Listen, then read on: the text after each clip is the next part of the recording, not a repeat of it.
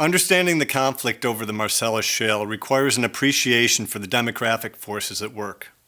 Geologists anticipated the Marcellus Shale would be developed in a drilling fairway, extending through the heart of northern Appalachia into upstate New York. The fairway reached to the edge of the Allegheny region to the west and encompassed the Endless Mountains to the south, the Catskills to the east, and part of the Finger Lakes region to the northwest.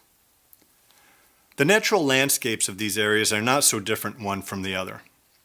Their visible contours and features are products of the same glacial history. They are seasonally transformed by snow-swept winters and temperate summers. As similar as these natural features are, the New York communities that call this prospecting fairway home are dissimilar and often contrary in social and political matters. The drilling culture migrating from Texas and Oklahoma, with its celebrated roughnecks and cowboys, would be welcomed by some people in some parts and shunned by those in others.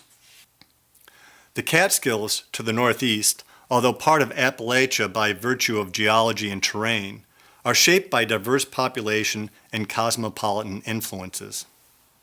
Since the middle of the 19th century, the 6,000 square mile Catskill region has been the site of a varied collection of farming communities, vacation homes, sanitariums, sleepaway camps, spas, ski resorts, and hunting and fishing lodges, all of which have been populated and visited by both local folks and residents of downstate areas in the Hudson Valley.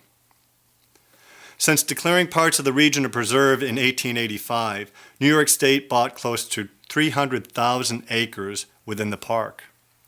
New York City purchased more than 40,000 additional acres of the Delaware watershed to preserve its drinking water supply. This purchase includes Cannonville, a small farming community sacrificed to create the Cannonsville Reservoir in the early 1960s. The water flows from upland sources in the Catskills to the New York City waterworks, more than 160 miles away, requiring no filtration and little treatment. It was a critical and protected resource for the city.